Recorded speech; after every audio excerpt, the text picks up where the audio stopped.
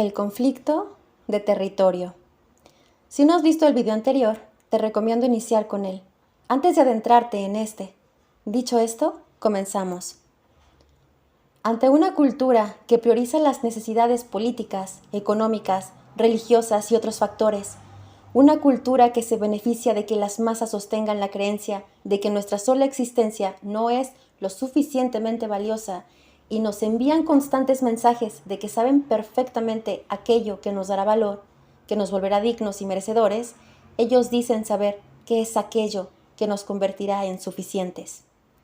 Así que nos ofrecen conseguir un sustituto de amor, de respeto, de aceptación, de integración a cambio de nuestra libertad en nuestros territorios. Nuestro territorio mental, para impedirnos pensar de manera diferente, tener perspectivas diferentes y para ver el mundo de una manera única.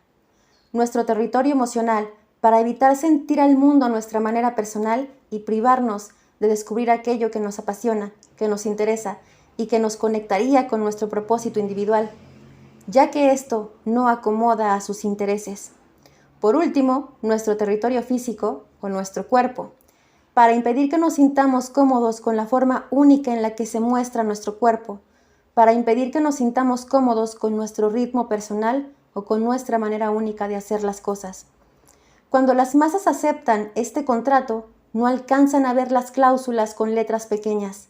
Así que hoy hablaré de aquello que se esconde en las sombras y cómo ha modificado nuestro concepto de amor en nuestras mentes.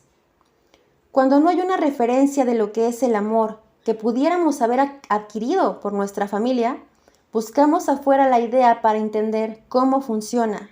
Y ahí está el sistema mandándonos un claro mensaje. Puedo ayudarte a conseguir amor, aceptación, validación, reconocimiento, respeto, inclusión y mucho más.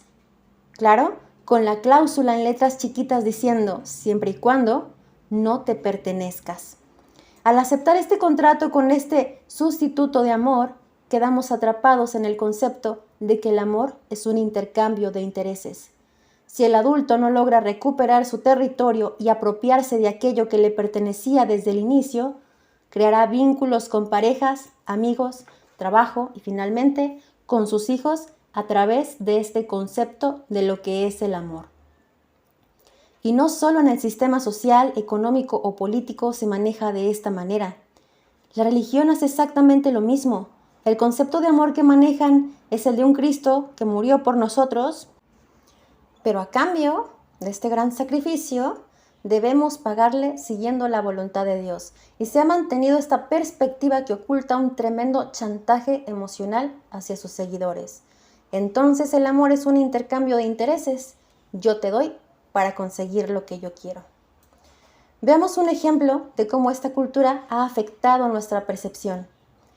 Julia se crió en un ambiente en el que no pudo reconocer su capacidad, por lo que creó una muletilla en la que menospreciaba la capacidad de otros para poder compensar una incapacidad que no existía. Cuando su hija Fátima va creciendo, Julia, de manera inconsciente, encuentra cómo llenar su vacío menospreciando la capacidad de Fátima. Fátima, quien era una niña que apenas estaba aprendiendo a hacer las cosas, quien aún no había desarrollado su propio juicio, confía ciegamente en aquella que debe saber cómo funciona el mundo. De esta manera, Julia le recrimina a la niña el que se alenta y el que comete errores totalmente normales en el proceso de crecimiento y encuentra la forma de llenar su vacío menospreciando la capacidad de su hija. Hazlo más rápido. Por Dios, otra vez haciéndolo mal. Eres una inútil, mejor lo hago yo. Bien dicen que si quieres las cosas bien hechas, las debes hacer tú mismo. Julia no sabe lo que está haciendo. Ni siquiera sabe que carga una muletilla para compensar una incapacidad inexistente. Pero Fátima comienza a correr al compás de los deseos de su madre, de las expectativas de su madre y de las necesidades de su madre. Y comienza a realizar creencias acordes a este ambiente. Yo no soy suficiente, debo ser rápida, mi ritmo de aprendizaje está mal, debo hacer más de lo que puedo para compensarlo. Este vínculo está inspirado en el sistema externo y se traduce como: te voy a dar lo que necesitas, te echo comida, estudio, pero a cambio no te perteneces. Le perteneces a mi ritmo, a mis expectativas, a mis necesidades, a mis vacíos, a mis sueños, a mis intereses y bueno, aquí hay una infinidad de cosas. El niño que usa de referencia el trato que recibe de sus vínculos primarios para entender el amor, recibe este concepto y lo reproduce en el exterior. Y así lanzamos a los niños como carne de cañón para servir a un sistema abusivo y a una sociedad enferma de mentiras. Hemos naturalizado que las relaciones está bien utilizar y que nos utilicen. Por ejemplo, Fátima al crecer se casa con Rubén, quien tiene un nivel económico muy elevado. Y aunque Rubén la colma de regalos, detalles y viajes, Fátima no está satisfecha en esta relación. Pero está a salvo, ya que ella con su incapacidad nunca podría valerse por sí misma. Así que se queda sosteniendo su infelicidad porque aunque Rubén era muy generoso económicamente, era muy restrictivo con las salidas, con las amistades y los lugares que Fátima procuraba. Por su lado, Rubén creció en un ambiente en el que sus padres hablaban abiertamente de que los habían tenido para asegurar su vejez y que cuando crecieran, ellos tendrían que llenarlos de comodidades. Así que Rubén vivía tratando, a costa de mucho desgaste y sacrificio, mantener un nivel económico en un trabajo que detestaba, porque para él el amor no era algo que recibes por ser quien eres, sino algo que recibes por lo que das a otros. De manera que Rubén, al cubriendo cada necesidad de Fátima, tenía la sensación de que ésta nunca podría marcharse. Ambos habían recibido un claro mensaje de sus padres: te he dado mucho a cambio de que vivas para mis intereses, no para ti. Así que ambos reproducían este concepto de amor.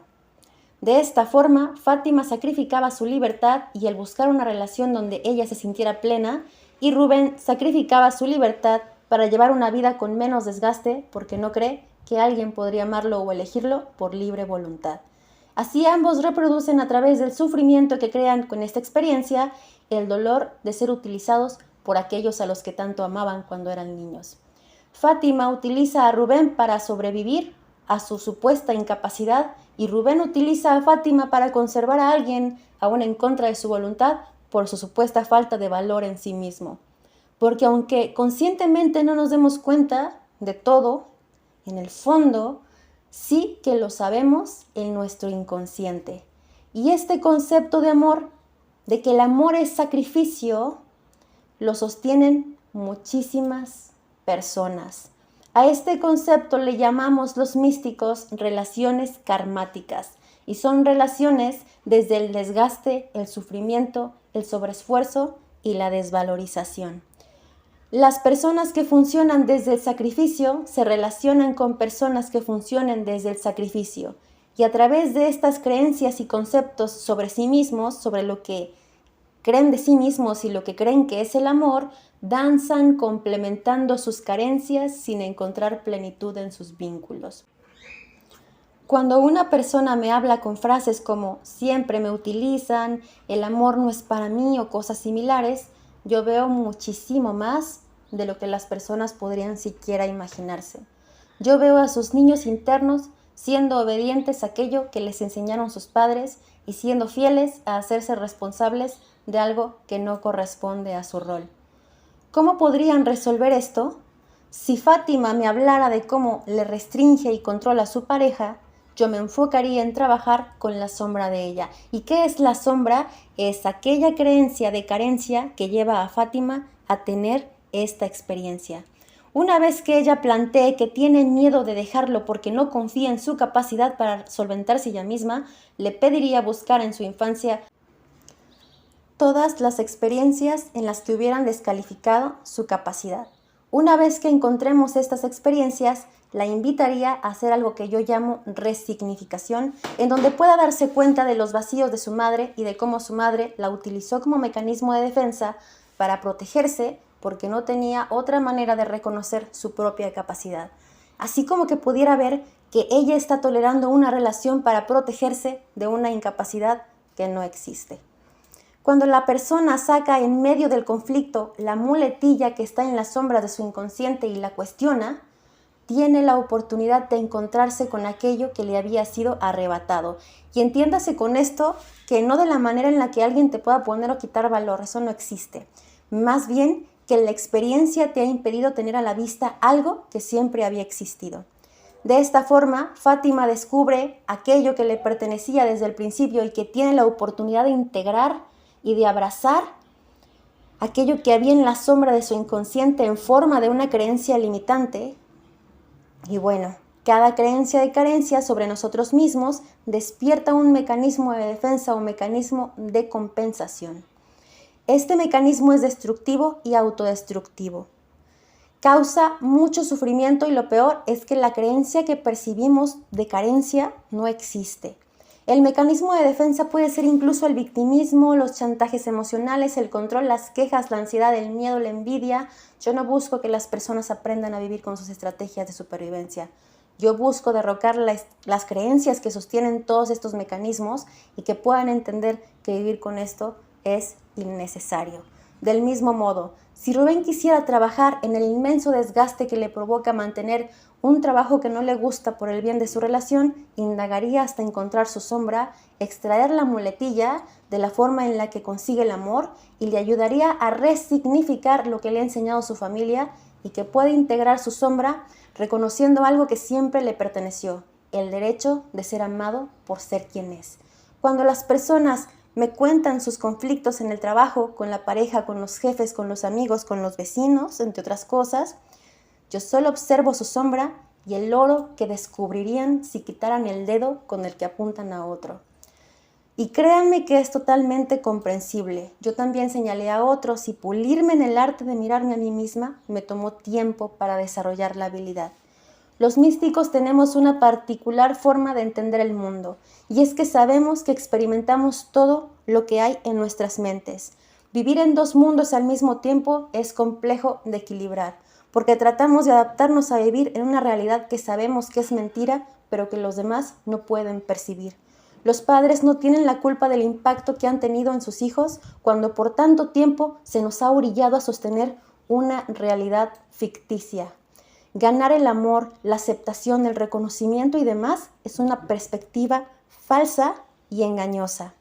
Hay una forma de relacionarnos desde la libertad, pero implica recobrar el territorio que nos pertenece y decidir que nuestras vidas son por y para nosotros. Desde ahí nos compartimos como individuos enteros. Tu vida te pertenece.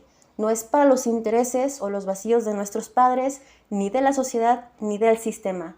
No tengo idea si el sistema externo puede ser derrocado desde afuera.